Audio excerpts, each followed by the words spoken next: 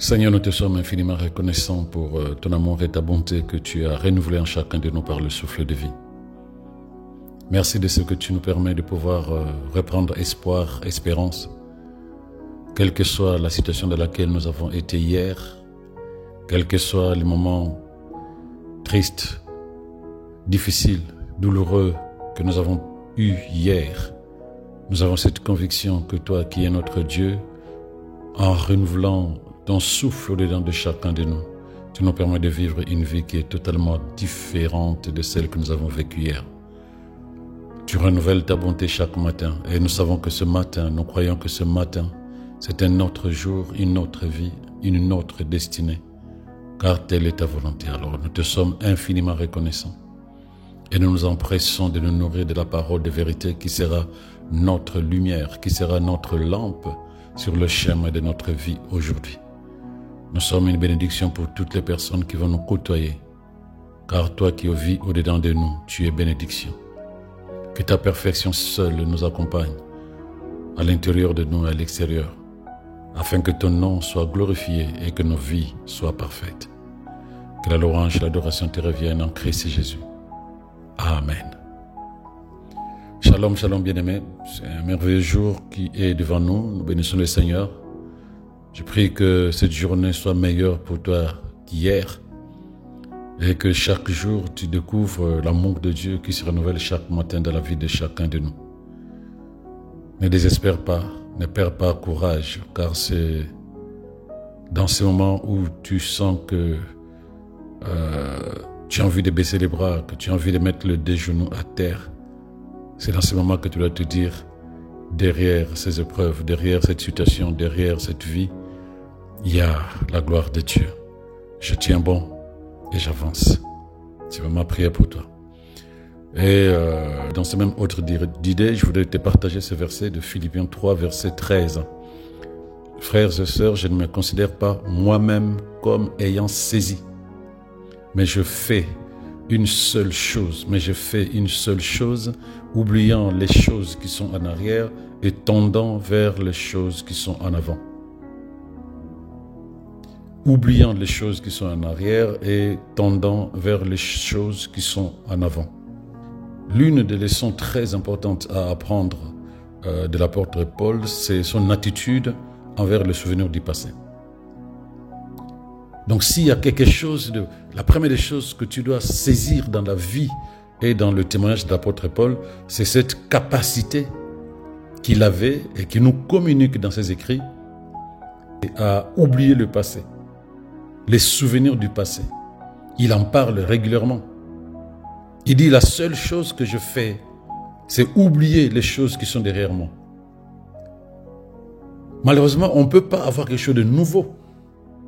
On peut avoir une vie nouvelle lorsqu'on est fondé sur le souvenir du passé. Que ce soit des bons souvenirs ou des mauvais souvenirs, ça ne doit pas continuer à dominer tes pensées de peur que tu ne sois plus capable de penser à ce qui est important pour toi aujourd'hui et ce qui sera important pour toi demain.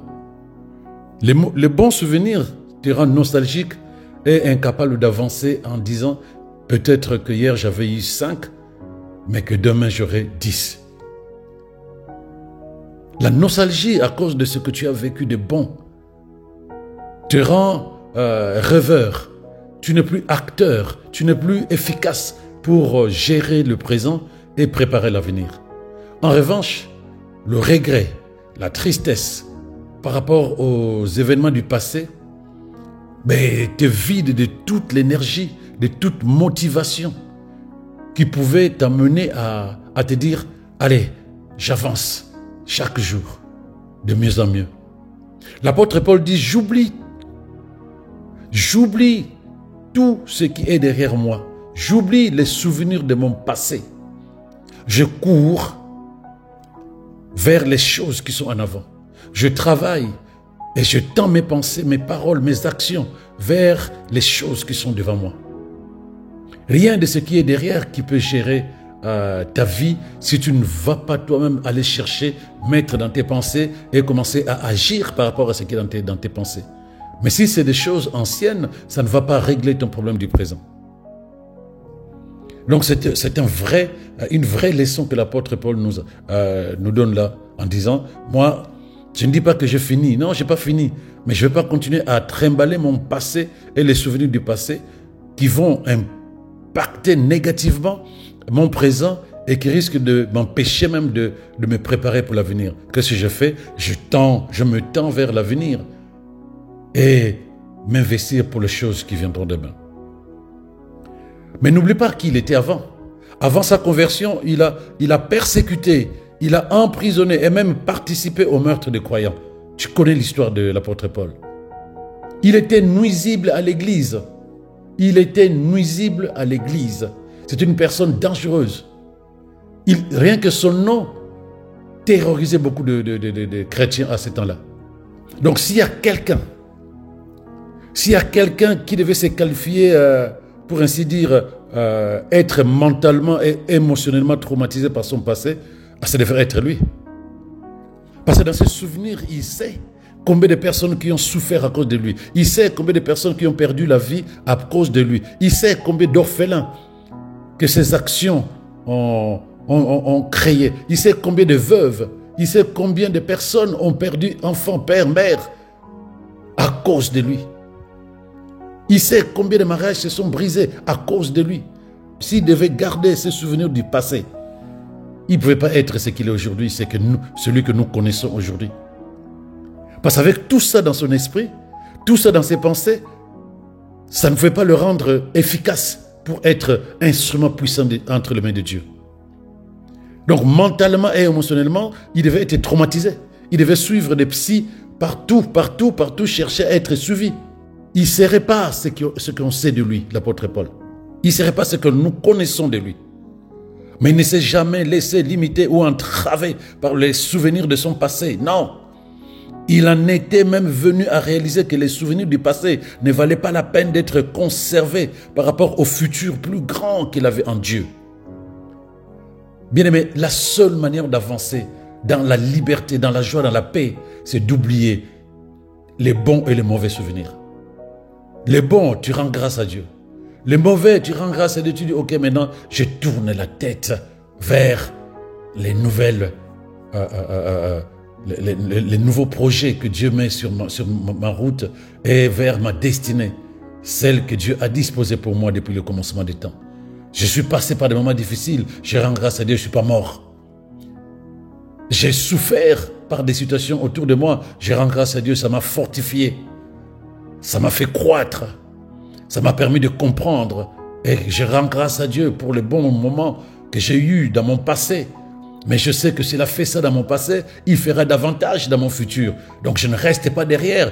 Je tourne la tête vers l'avenir, vers ma destinée. C'est très important, bien-aimé. Ce n'est que comme ça que tu ne vas pas détruire ta foi. Parce qu'à force de rester dans le passé, tu ne crois plus en rien, tu n'as plus la force de croire que Dieu fera davantage. Tu ne vois que le malheur dans ta vie. Fais attention de penser que les événements négatifs que tu as vécus qualifient ta vie. Une période difficile que tu as vécue, ça ne signifie pas que ta vie est mauvaise. Un moment merveilleux que tu as vécu, ça ne signifie pas que demain les choses ne seront pas pareilles que dans le passé. Tu vas dire, ah mon passé, ah quand ce moment-là j'étais, ah si je n'avais pas fait ceci. Non, laisse Dieu te conduire sur le chemin de ta destinée. Et ta destinée, elle est glorieuse parce que c'est une œuvre de Dieu. Ta destinée, elle est admirable parce que c'est la signature du Créateur. Quand il dit qu'il a des projets de paix et non des malheurs pour toi, alors attends-toi sur le chemin de ta vie à arriver au terminus de cette gloire dont il parle. Quelle que soit la situation qui a prévalu dans le passé, bonne ou mauvaise, dis-toi que devant Dieu n'a pas terminé. Et aujourd'hui, si tu te réveilles, c'est parce qu'il sait que tu peux vivre une vie qui le glorifie. Ne t'attends pas à quelque chose de négatif. Ne t'attends pas à quelque chose qui n'est pas pour la gloire de Dieu dans ta vie. Non. L'apôtre Paul dit, moi, je tourne le dos au passé. J'oublie ce qui s'est passé, de bon ou de mauvais. J'oublie ce qu'on m'a fait, de bon ou de mauvais. J'oublie ce que j'aurais dû faire ou ce que je n'aurais pas dû faire. Si le Seigneur me fait la grâce de me réveiller ce matin, je m'attends à ce que cette journée soit différente de tout ce que j'ai vécu dans le passé, parce que Dieu renouvelle sa bonté chaque matin dans la vie de ceux qui croient en lui. Et l'espérance est attachée à sa parole dans le cœur de celui qui croit que Dieu n'a pas terminé avec lui. C'est la même attitude que tu dois avoir comme l'apôtre Paul, la même attitude en tant qu'enfant de Dieu. Parce qu'il y a trop de gens qui sont réduits en esclavage par les souvenirs de leur passé, ce qui est triste. Les gens sont réduits en esclavage par les événements du passé. Ils sont heureux aujourd'hui, le lendemain ils sont déprimés. Tout cela pourquoi? Mais parce qu'ils continuent à se nourrir de quelque chose de leur vie passée. Quelque chose qu'ils considèrent comme désagréable ou même parfois comme bonne, mais malheureusement qui impacte leur action au présent. Malheureusement, lorsque le présent est impacté par le passé, le futur est hypothéqué. Lorsque le présent est influencé par le passé, lorsque tes pensées au présent sont nourries par tes souvenirs du passé, ton futur est hypothéqué. Ça ne doit pas être le cas, bien-aimé. Même les gloires passées n'ont pas empêché l'apôtre Paul de pousser vers de plus hauts sommets. Parce que ce monsieur n'était pas un galérant, il n'était pas pauvre, il n'était pas malheureux. Non. C'est quelqu'un qui côtoyait de hautes personnalités puisqu'il a pu avoir des mandats pour aller arrêter les chrétiens, pour les enfermer et pour amener certains même à mourir. Donc il connaissait des personnes importantes, il ne pouvait pas être un malheureux, non. Mais tout ce qui était son passé, de bon ou de mauvais, il a mis de côté, il a dit maintenant une nouvelle vie en Christ Jésus. Je tourne le dos à mon passé, quelle que soit sa forme, quel que soit ce que j'ai vécu, quel que soit ce que je n'ai pas pu faire ou ce que j'ai dû subir. Maintenant, une nouvelle vie m'a été donnée, puisque la Bible dit dans 2 Corinthiens 5, 17 que celui qui est en Christ, c'est une nouvelle personne, les choses anciennes sont passées, toutes choses sont devenues nouvelles. Il a utilisé les mêmes principes, c'est-à-dire laisser son passé derrière lui et d'aller vers l'avant. Bien-aimé, ne laisse jamais tes souvenirs du passé te retenir dans le passé. Parce qu'à force de continuer à penser ton passé au présent, en fait, tu es retenu dans le passé et tu auras du mal à avancer dans la joie et l'espérance qu'apporte la parole concernant ta vie. Ne laisse pas les souvenirs du passé te retenir. Tu as besoin d'avancer. Le Seigneur renouvelle sa bonté chaque matin. Le Seigneur te fait vivre chaque matin. Le Seigneur te renouvelle son souffle de vie chaque matin. Cela signifie simplement qu'il se dit que tu es capable de vivre une nouvelle vie. Que tu es capable de partir sur un nouveau commencement, un nouveau départ. Ce n'est pas à toi de te dire je reste dans mon passé. Il y a trop de choses mauvaises là-bas que je suis convaincu que toute ma vie sera mauvaise, donc mieux vaut que je reste dans mon passé. Ou tu dis je reste dans mon passé. J'avais vécu une belle vie avant que je ne sois marié, avant que je ne sois au travail, avant que je ne sois chrétien, avant que je ne sois ceci ou cela. Non. Chaque chose que le Seigneur fait est parfaite. Chaque chose qu'il fait dans ta vie est parfaite. Si tu as vécu des moments difficiles, gloire à Dieu. Ça t'a développé, ça t'a fait mûrir. Maintenant, il faut avancer. Il faut avancer. N'annule pas ta foi, ne détruis pas ta foi, bien-aimé. Tu me dis comment ça, on peut détruire la foi? Oui, on est capable, à force de voir les choses sombres, difficiles de continuer à croire à des choses merveilleuses. À force de te dire, ma vie est chaque jour malheureuse, compliquée, tu auras du mal à croire que le Seigneur a des projets de paix et non des malheurs pour toi. Oui, tu peux vraiment annuler ta foi. Tu peux rendre ta foi vaine, inutile. Parce que tu n'as plus espoir en la parole de Dieu. Et la parole devient sans effet pour toi. Oui, tu vas à l'église, mais tu n'es plus rassuré que ta vie peut changer grâce à la parole de Dieu. Il y a des gens qui ont vraiment rendu leur foi nulle. Il y a des gens qui ont rendu la parole de Dieu sans effet dans leur vie. Si tu prends le temps de lire Marc 7, verset 13, tu verras que Jésus a grondé les Juifs. Il leur a mal parlé pour avoir rendu la parole de Dieu sans effet. À cause de quoi? De leur tradition. Mais quand Jésus parle des traditions, en fait, il fait référence à ta manière de penser, à ton raisonnement, à ta manière de vivre, à ta culture personnelle, à ton raisonnement, tes perceptions, aux choses auxquelles tu crois, c'est-à-dire tes croyances. C'est ça qu'il appelle tradition. Il dit, à cause de cela, tu rends la parole nulle et sans effet. Et donc, tu détruis ta foi, tu annules ta foi. Parce que tu restes sur des choses qui te nourrissent pas forcément des bons souvenirs et qui t'amènent progressivement à ne plus avoir de l'espérance, à ne plus avoir confiance ni en Dieu, ni à toi, ni en Dieu, ni en toi, ni aux hommes autour de toi, ni aux personnes autour de toi si tu veux. Et à ce moment-là, tu crois en quoi? À rien. Désabusé, désillusionné. Et pourtant, Dieu continue à te réveiller. Et pourtant, Dieu continue à renouveler sa bonté et sa grâce dans ta vie. Mais toi, tu te dis non. C'est que j'ai vécu, c'est que j'ai enduré. Ça ne sert à rien de continuer à espérer quelque chose de meilleur. C'est fini, ma vie est perdue. C'est fini, c'est fini. Non, bien-aimé. Continue à regarder devant toi parce que la parole que Dieu a proclamée, je ne prends que le verset de Jérémie 29, verset 11. Je le projet de paix et non de malheur pour toi, afin que tu aies un avenir et de l'espérance. Est-ce qu'il a contredit sa parole? Non.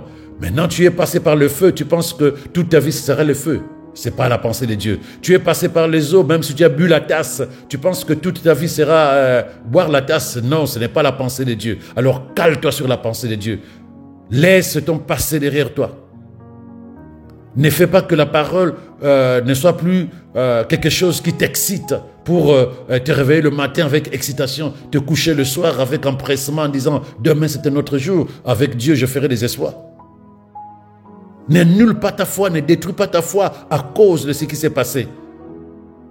Ésaïe 43, vers 18, il dit « Ne pense plus aux événements passés, ne considère plus ce qui est ancien, parce que je vais faire quelque chose de nouveau. » Cale-toi sur la parole du Créateur, sa parole est vérité. Ne pense plus aux événements passés et ne considère plus ce qui est ancien. Je vais faire quelque chose de nouveau sur le point d'arriver. Mais il faut que tu vois que Dieu n'a pas fini avec toi et qu'il a des projets de paix. Il a des projets de bonheur pour toi et non de malheur.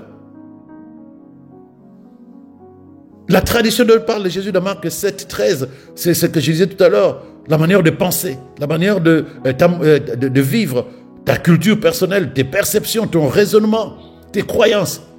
À force de te caler sur ça, parce que se nourrit par le passé, parce que se nourrit sur les échecs, parce que se nourrit sur les ratés, parce que se nourrit sur des choses qui t'ont fait plus de mal que du bien, tu risques de penser que toute ta vie est comme ça. Et donc du coup, même quand la parole sort, tu ne crois plus en rien. Je prie que tu comprennes cela, bien-aimé. Certaines personnes mettent bien leur foi au travail. Ils mettent leur foi dans le mariage, dans les études. Mais cela ne marche pas.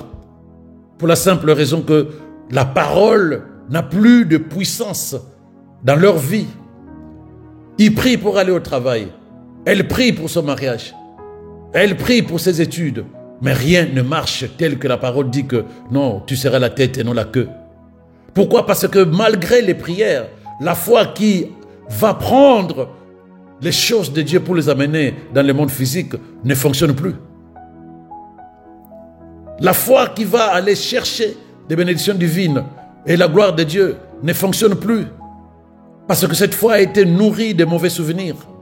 Oui, on croit que Dieu existe. Oui, on croit qu'on est enfant de Dieu. Mais malheureusement, on ne vit pas la vie de Dieu parce que la foi a été brisée. La foi a été annulée.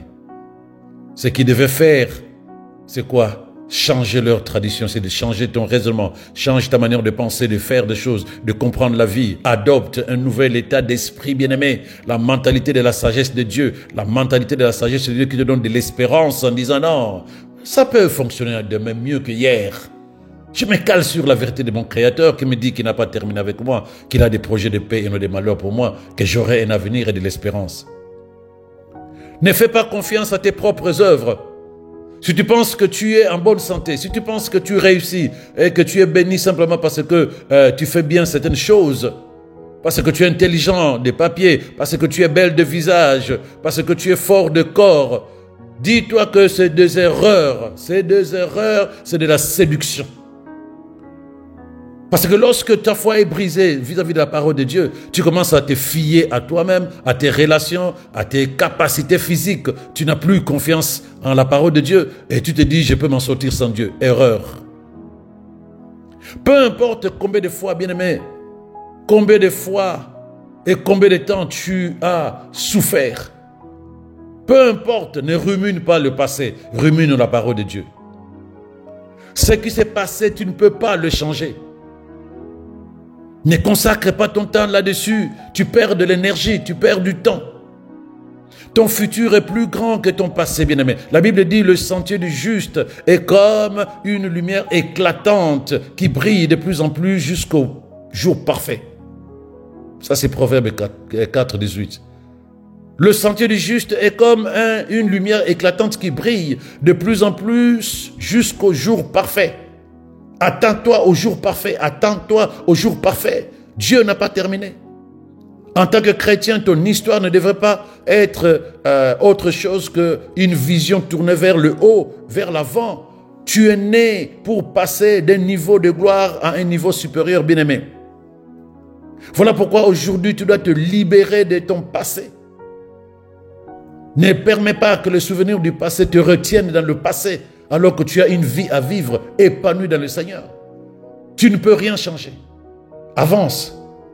Ne laisse pas le souvenir du passé entraver ou retarder ton vol vers le succès.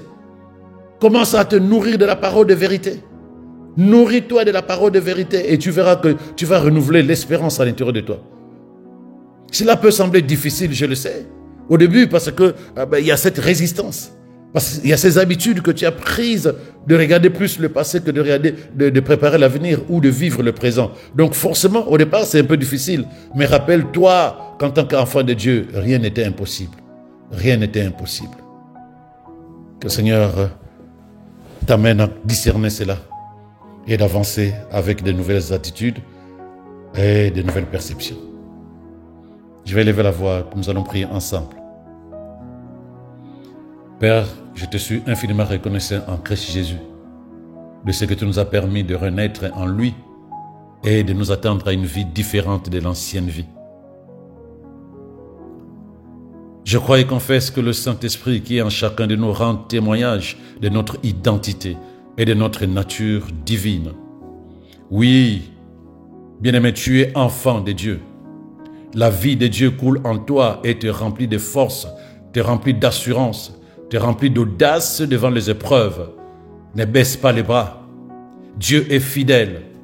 Proclame, déclare, affirme qu'il ne va pas te laisser, il ne va pas t'oublier un seul instant. Non, il prend soin de toi et il est toujours à tes côtés. Dis-le encore, dis-le, le Seigneur est avec moi, il prend soin de moi, il est toujours à mes côtés. Et que la peur soit chassée de ton cœur au nom de Jésus. Et que la tristesse soit bannie de ton cœur au nom de Jésus. Repousse la peur et tous les souvenirs qui t'amènent à demeurer dans la désillusion où tu n'as plus confiance en Dieu, tu n'as plus confiance aux hommes, tu n'as plus confiance en toi. Tu as un avenir radieux au nom de Jésus.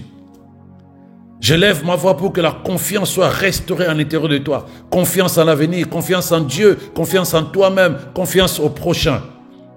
Puisses-tu regarder la main de Dieu à ces instants même où je lâche ces paroles. La main de Dieu qui se manifeste dans toute sa puissance dans ta vie au nom de Jésus. Oui, il te soutient. Lorsque tu as perdu 5, 6, 10 batailles, tu n'es pas seul. Tu es capable de vaincre demain, quel que soit le nombre des ennemis. Affirme avec foi que lorsque tu passeras par le feu ne te brûlera pas. Lorsque tu vas traverser les mers, déchaînées qu'elles soient, les eaux ne vont pas te submerger. Affirme avec foi que la terre pourra se dérober sous tes pieds, bien-aimés. Même si l'eau arrive à se remplir dans ta barque, dis-le avec foi, soutenu par la parole de Dieu, que tu ne vas pas chanceler et que tu n'auras pas peur au nom de Jésus. Oui, bien-aimé. N'oublie pas, le Seigneur te fait tenir ferme en toutes circonstances devant les ruses de l'ennemi qui te fait croire que tu t'en sortiras jamais, que ta vie ne sera pas meilleure, que tu as vécu le meilleur moment quand tu étais enfant. Non! En tant qu'enfant de Dieu, attends-toi au meilleur chaque jour. Au nom de Jésus, je le déclare dans ta vie. Que ta vie, c'est une histoire bénie, c'est une histoire connue d'avance dans sa gloire, dans sa gloire, dans sa gloire, parce que telle est la pensée de Dieu. T'occupe pas du désert, t'occupe pas du feu, t'occupe pas des eaux, quel que soit le temps que cela durera. La finalité, c'est la gloire de Dieu dans ta vie, au nom de Jésus. Voilà pourquoi je proclame que le Saint-Esprit, à l'intérieur de toi, t'a fermé. Il te rend ferme, inébranlable, irréprochable devant sa face au nom de Jésus. Et je proclame que Christ sera à jamais ta vie, la véritable vie qui a été planifiée par le Créateur pour que tu vives la vie merveilleuse qu'il a destinée à ceux qui lui appartiennent. Et que tous les plans de l'ennemi, tous les plans de Satan contre toi sont détruits à cet instant au nom de Jésus. Le bonheur et la grâce vont t'accompagner cette journée et tous les autres jours, tant que tu demeures avec foi dans la vérité de la parole de Dieu. Et que le Seigneur te fasse grâce à cause de ta foi restaurée au nom de Jésus. Shalom, shalom bien-aimé. Excellente journée à toi.